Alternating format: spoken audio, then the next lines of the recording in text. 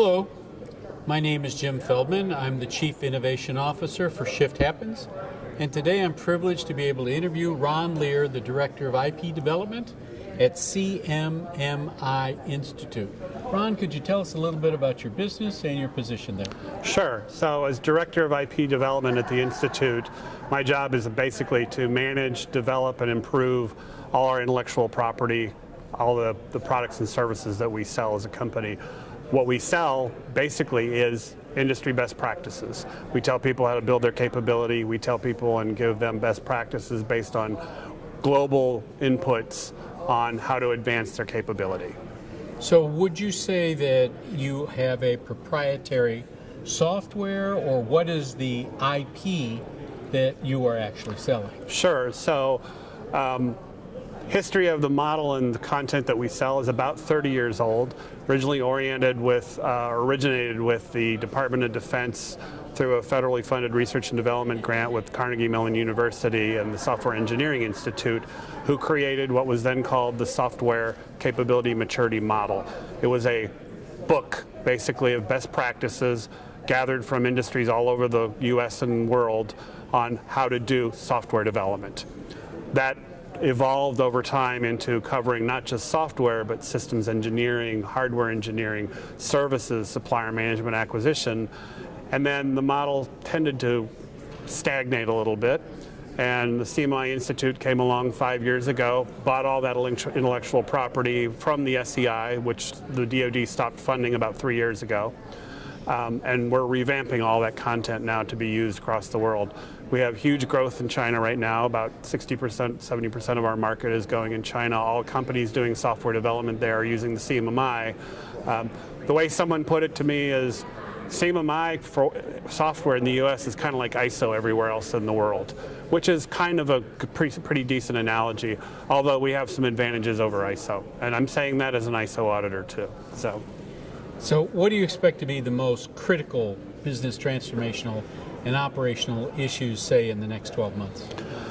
I think what we're seeing from our customers is the ability to advance rapidly and still instill the discipline at the enterprise level they need to keep up with the changes in technology, organizational changes, and so forth.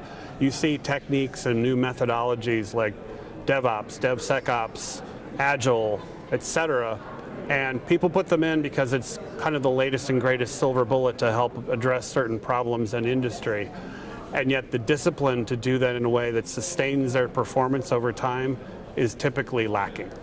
And that's where the CMMI is actually a good framework, because it allows you to scale those types of things at an enterprise level or a project level, depending on whatever your need is. And it will fit almost every industry. That's also our challenge, is we can't be all things to all people, so figuring out where the target market should be and where we can do the most good. The best example I have right now is we're working with the Food and Drug Administration, FDA, on a company and a project called MDAP, Medical Device Discovery Appraisal Program, where we're using our method for appraising and our improvement model, the CMMI, to help medical device, class 1, 2, and 3 medical device companies actually improve how they're developing their products. The FDA had looked at 30 years of history of audits and realized the audits weren't helping them get any better. Those medical devices were still injuring, killing people, etc. So they said, this audit process is broken.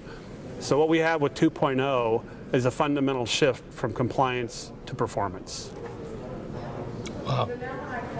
So what would you say are the 3 biggest challenges to not only that implementation, but getting new customers to adapt?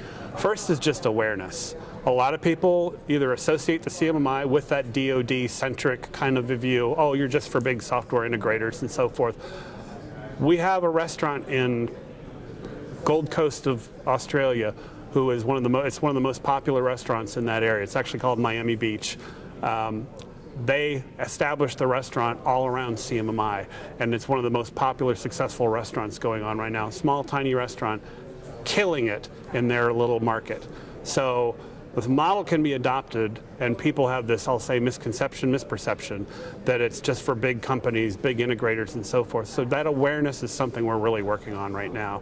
I think the second challenge for us is to be able to target where we can do the most good. The FDA program with MDAP is one example, I look at other verticals that have needs and issues around like utilities and infrastructure that's causing issues globally that we could come in and actually help solve a lot of their problems. Our mission as a company is to make the world work better. And the model, I have done this with multiple organizations, and the one line I continually get back from companies is, we're thankful that you were here because we're better now as a company because you helped us learn what to do with the model. So that's what gets me up in the morning, and that's what we do as a company. The third challenge, I would say, is just generally around keeping up with the pace of technology. So as I mentioned, the previous model was a book. Books stagnate quickly. So we've taken the model to an online platform now, and we're pushing content out every 6 months and getting even more rapid with that. So while we have Agile and development and services and supplier management in there now, what's the next thing should we put in there? The challenge for us is, where does that market going next? It looks like it might be DevSecOps to kind of get to leapfrog into what's really important. The Department of Defense, for example, has a study that's now policy that has 7 recommendations from the Defense Science Board that says projects doing delivery and acquisitions for the federal government and the Department of Defense must meet these 7 things. The CMMI meets 6 of those right now. So we're trying to address the 7th one going forward. So that's our challenge, is keeping the products aligned with where the new markets are going. So you get 6 out of the 7. How long do you think it'll take for the 7th to fall into We'll have it line? in place by the end of this year, beginning of 2020. 2020. So are you finding that the workforce labor pool is creating an advantage or a disadvantage? Because it sounds like a lot of the things that you do are technology based, and millennials grew up with technology, but the senior executives, the C-level suites, typically haven't. Right. That is a challenge. I can tell you that. So part of our business model is we have a partner core. So the people who are actually selling our products, using our products with clients, they're going in and doing the appraisals. They're going in and training people on how to use the model, how to apply the model. They're out there doing that work for us. If you look at that population, it is in the latter group. It's not the millennials. And so there's if you talk to people using Agile, a lot of them are millennials. They're going to go in there and say, why do I need all this process stuff? We don't need all this documentation. Nope, you don't need documentation. You can document in your tools, but there does need to be a level of discipline to be able to scale it across your enterprise. And breaking through that, that's one of the things I think that's been fun, moving the model from that book and old kind of documentation orientation over to this new online experience, being able to just kind of pick and choose what you need then. I think that's resonating real well. I'm happy to see we're actually growing in new, younger lead appraisers, instructors, and certified people as 2.0 has been rolling out. We're not there yet, but we'll be getting there. So of the challenges that you've mentioned, which is the most critical one for you to overcome? I think for us right now, the awareness thing is the biggest thing. Just getting the model and the information and what we're doing out there. Because there was a DoD mandate when the software CMM first came out. It was under Secretary of Defense Gansler wrote we all refer to it as the Gansler memo, came out and said anyone in an ACAT 1 or 2 program must be CMMI level 3 to even bid the work. That drove the market right there. We didn't have to sell a thing. We had people beating the doors to our partners and stuff, and so we've never actually marketed our products. So overcoming that has been our biggest challenge, and I think it will continue, but we've got a great new marketing director. We've got push in that area, and now we have actually tangible new products to show people to actually see. And with programs like the MDAP program, we've got proven track record that it actually works. So your marketing really has gone from a pull to a push. Right. In terms of that Correct. Morphing Yes. of what took place. So if you look forward into your crystal ball, if you said, I'm going to see the next couple of years, what do you see is the biggest trend in operational excellence over the next couple of years? So this is what's old again is new again answer. Having been doing CMMI, ISO, and other similar types of things, operational excellence, for the last close to 30 years, I will tell you that I keep seeing the same patterns happening over and over again. There's a pendulum swing that happens. Organizations tend to forget. You wouldn't think that would be true. Yeah, humans can forget, but you would think organizations, they're lasting, they outlast humans, et cetera.